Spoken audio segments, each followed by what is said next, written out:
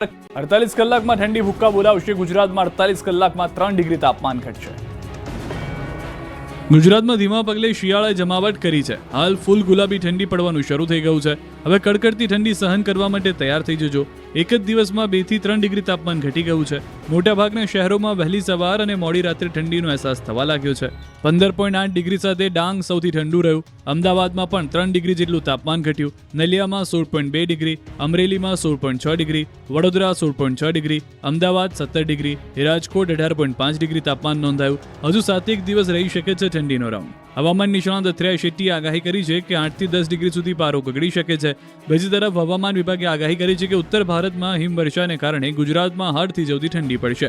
આગામી 2 દિવસ દરમિયાન ધીમે ધીમે 2 થી 3 ડિગ્રી સેલ્સિયસનો ઘટાડો નોંધાશે. अभी जो न्यूनतम तापमान है अगले 2 दिन में 48 आवर में 2 से 3 डिग्री सेंटीग्रेड फॉल होने का पूर्वानुमान दिया गया है. વેરાવળના અદ્રીના દરિયામાં સેલ્ફીના ચક્કરમાં યુવતી ડૂબી.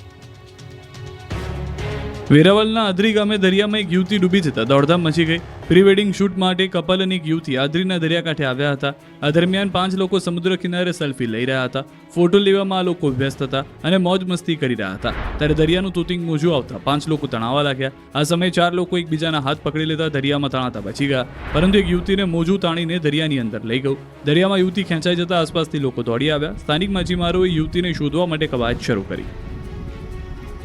પૂરના 2 મહિના થવા છતાં વાવના ભાટવર ગામે નથી ઓસર્યા પાણી. બાળકો પાણીમાંથી પસાર થઈ સ્કૂલે જવા મજબૂર. આ દ્રશ્યો કોઈ ચોમાસા વખતના નથી. આ દ્રશ્યો કોઈ માવઠા સમયના સપ્ટેમ્બર માસના પણ નથી. આ તો ભર શિયાળાના નવેમ્બર માસના દ્રશ્યો છે. વાવ થરાદ જિલ્લામાં સપ્ટેમ્બરમાં ભારે વરસાદ થતા અનેક ગામોને પૂરનો સામનો કરવાની ફરજ પડી હતી. જો કે વરસાદ બંધ થયાને 2 માસ વીતવા છતાં ભાટવર ગામથી ડેડાવા તરફ જતા રોડ પર પાણી ઓસર્યા નથી. હજુ પણ 2 ગામના જોડતા રસ્તાની વચ્ચે નદી વહી રહી છે. ઘૂંટણસમાં પાણીમાંથી દરરોજ લોકો પસાર થવા મજબૂર છે. હવે તો શાળાનું વેકેશન પૂર્ણ થતાં બાળકોને દરરોજ આ રીતે સ્કૂલ બેગમાંથી ઉપાડી ઘૂંટણસમાં પાણીમાંથી પસાર થવું પડી રહ્યું છે. 3-3 ફૂટ દૂષિત પાણીમાંથી બાળકો દરરોજ સ્કૂલે જાય છે. માત્ર રોડની જ વાત નથી, પરંતુ આસપાસના ખેતરોના હાલ પણ આવા જ છે. ખેતરો પાણીથી તરબોળ છે. ખેતી કરવી મુશ્કેલ બની છે. ત્યારે હવે આ પાણીનો નિકાલ કરવામાં આવે તેવી માંગ ઉઠી છે.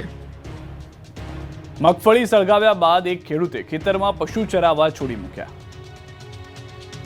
અમરેલી જિલ્લામાં માવઠાથી ભારે નુકસાન થયું છે. મોટા ભાગના ખેતરમાં તૈયાર મગફળી પલળી ગઈ છે. હવે તેને કોઈ ખરીદે પણ નહીં તેવી સ્થિતિ થઈ ગઈ છે. ત્યારે જાફરાબાદ તાલુકાના મોટા માણસા ગામના ખેડૂતો હવે પોતાના ખેતરોમાં રહેલ બગડેલી મગફળીના પાથરાઓ સળગાવવા મજબૂર બન્યા છે. તો કેટલાકે તો ખેતરમાં પશુઓ છૂટા મૂકી દીધા છે. તો કેટલાક ખેડૂતો પોતાના ખેતરમાં પડેલી મગફળી સળગાવી રહ્યા છે. આ બાજુ અમરેલીના કેરિયા નાગસ ગામના ખેડૂત મુન્નાભાઈ ઠાકોરે 5 વીઘાની મરચાની ખેતીમાં પશુઓ છૂટા મૂક્યા. 20 વીઘાની મગફળી પણ બગડી ગઈ છે. તો ખેડૂતોએ પોતાની બરબાદીનો આ વિડીયો વાયરલ કર્યો છે. ખેડૂતોને પારાવાર નુકસાની વેઠવાનો વારો આવતા માથે હાથ મૂકી રોવાનો વારો આવ્યો છે. સાબરકાંઠામાં કમોસમી વરસાદથી બટાકાની ખેતીને પણ નુકસાન.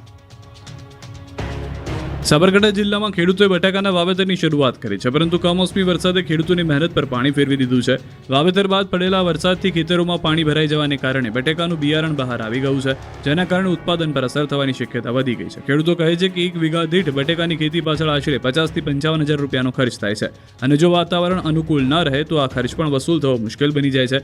હાલ વાતાવરણમાં વારંવાર બદલાવ જોવા મળી રહ્યો છે. જો આગામી દિવસોમાં ફરી કમોસમી વરસાદ અથવા તો ઠંડી ન પડે તો બટાકાની સાઇઝ અને ગુણવત્તા બંને પર અસર થશે.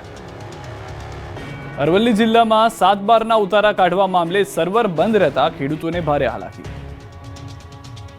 અરવલ્લી જિલ્લામાં 7 બારના ઉતારા કાઢવા મામલે સર્વર બંધ રહેતા ખેડૂતોને ભારે હાલાકી પડી રહી છે. કમોસમી વરસાદના કારણે ખેડૂતોને મગફળી, સોયાબીન, કપાસ સહિતના પાકોમાં નુકસાન વેઠવાનો વારો આવ્યો છે. ત્યારે સરકાર દ્વારા સહાય સર્વે પૂર્ણ કરી દેવાયો છે. પાક નુકસાની બાદ ડોક્યુમેન્ટનું લાંબુ લિસ્ટ ખેડૂતોને આપવામાં આવ્યું છે, જેને લઈ 7 બારના ઉતારા ઓનલાઈન નહીં નીકળતા ખેડૂતો પરેશાન બન્યા છે. તંત્ર દ્વારા માત્ર એક જ દિવસમાં 7 બારના ઉતારા જમા કરવા માટે અપીલ કરવામાં આવી છે, પરંતુ છેલ્લા 20 દિવસથી ગ્રામ પંચાયતોમાં સર્વર ડાઉન હોવાથી ઓનલાઈન ઉતારા નીકળતા નથી, જેના કારણે મોડાસાના બોલુંદ્રુ અને શામળાજીના વાંદોલિયર સહિતના ગામના ખેડૂતો ડોક્યુમેન્ટ મેળવવા માટે જુદી જુદી જગ્યાએ ધક્કા ખાઈ રહ્યા છે. મહેસાણાના જીનિંગ ઉદ્યોગને તાળા લાગતા અનેક લોકો બેરોજગાર થયા. ગુજરાતમાં જીનિંગ ઉદ્યોગ હવે બંધ થવા લાગ્યો હોય એવી સ્થિતિનું નિર્માણ થયું છે, કારણ કે એમએસપી અને ઇમ્પોર્ટેડ ડ્યુટીની અસર હવે જીનિંગ ઉદ્યોગ પર પડી છે. એમએસપી અને ઇમ્પોર્ટ ડ્યુટી બંધ કરી હોવાથી વિદેશી કપાસ કોટન સસ્તું પડે છે અને સ્વદેશી કપાસ કોટનના ભાવ ઊંચા રહે છે. આ કારણે વિશ્વભરમાં કોટન માર્કેટ તરીકે જાણીતા કડી તાલુકા વિસ્તારમાં છેલ્લા 2 વર્ષમાં 55 જીનિંગ મિલોને તાળા લાગી ગયા છે. કડી વિસ્તારમાં 115 જેટલી જીનિંગ મિલો ધમધમતી હતી, પણ એમએસપી અને ઇમ્પોર્ટ ડ્યુટીની નીતિના કારણે 115માંથી 55 જીનિંગ મિલોને તાળા વાગી ગયા છે. 2 વર્ષ પહેલા કડીનો જીનિંગ ઉદ્યોગ ધમધમતો હતો ત્યારે 55 લાખ ગાસડીઓ ભારતમાંથી એક્સપોર્ટ થતી હતી અને હવે એમએસપી અને ઇમ્પોર્ટ ડ્યુટી બંધ કરી હોવાથી 55 લાખ ગાસડી એક્સપોર્ટ બંધ થયું છે અને તેના બદલે 45 લાખ ગાસડી કોટન ઇમ્પોર્ટ થવા લાગ્યું હોવાથી કડી કોટન માર્કેટિંગની જીનિંગ મિલોને તાળા લાગવા લાગ્યા છે.